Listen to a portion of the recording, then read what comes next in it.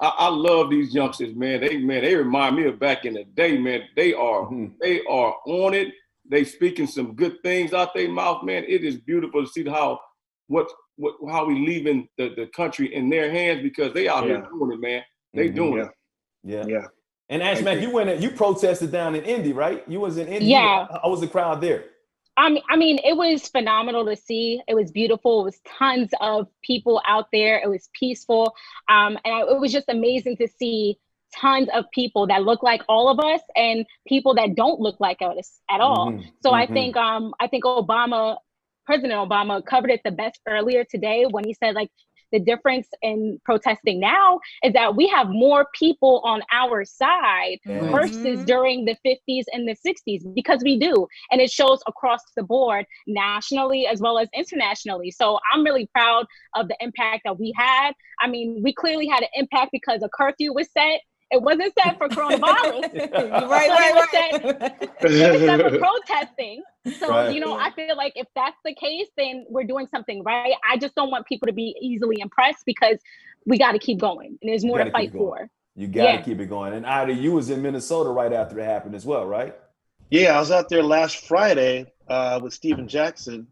And my thing was, first and foremost, I'm a boots on the ground kind of person. I'm all about getting in the game.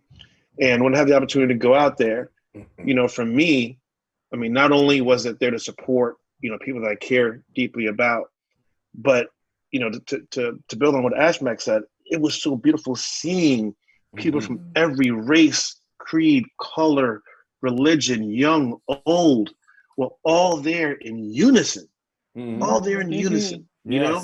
I have to say, that's probably one of the most powerful things that I've seen with my own two eyes. Right. So you guys had a peaceful protest. Y'all had peaceful protests? Yes. Yep.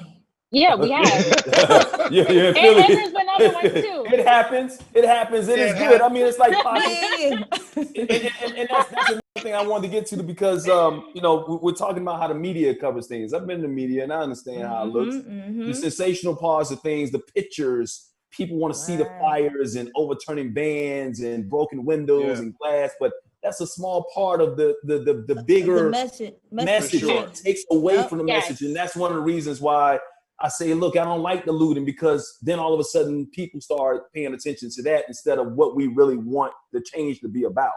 So what do you guys, Diamond, I think you wanted to be a journalist at one time, right? Yeah. What do you think of the media coverage that we're getting right now? I feel the same way you feel. I feel like there's peaceful protests going on, and I feel like it's more cute to put out the bad side of things. You know what I mean? So a lot of the coverage I feel like we're seeing is the bad side. And I've seen some, like in Philly, I know everybody was talking about Philly. Yeah, we had a lot of what everybody else had, burning down cop cars, vandalizing stores and everything like that.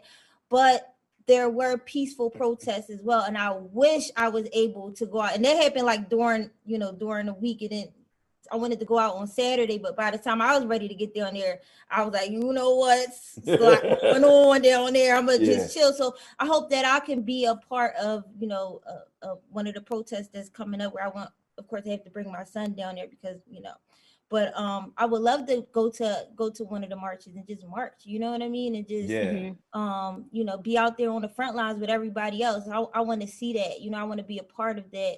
And but yeah, I feel like the media is just covering what's appealing and what they think people want to see, you know what I'm saying, and not focusing on the true message of this whole movement that we have going on. See, that's why I think it's so important for us. Yeah. Hold on, I want to say something. Diamond, the media loves negativity. It's ran off negativity. Sure. You know what I mean? So they love negativity. So with this peace thing going on, they really don't like it. You know what I'm saying? So I understand what you were saying. Go on, Ashman.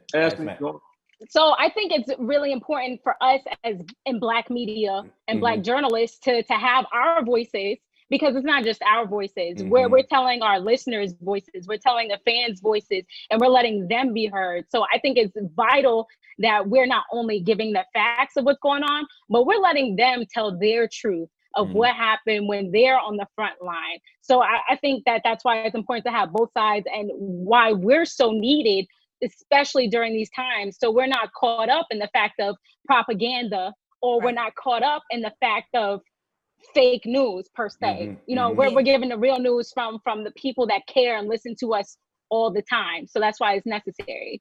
Yeah, and it's also important not only just to have the Black voices and the Black news outlets like FOXSOUL, BET or whatnot to talk for us or whatever, but if you're Black and you're in a position where you can speak up at a CNN, MSNBC, ABC, NBC, CBS, whatever, if you have a voice, if you're in that room, don't just be a Black face, be a Black voice and speak up when you see things are not being fairly balanced the proper way. Right. I had that conversation with my niece earlier today.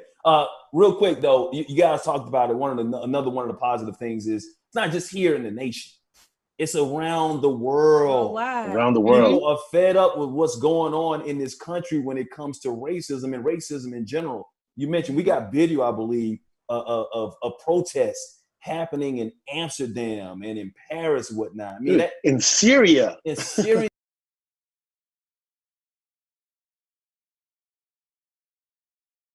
It's not just here in the nation; it's around the world. Oh, wow. Around the world, people are fed up with what's going on in this country when it comes to racism and racism in general. You mentioned we got video, I believe, of protests happening in Amsterdam and in Paris, and whatnot. I mean, in Syria.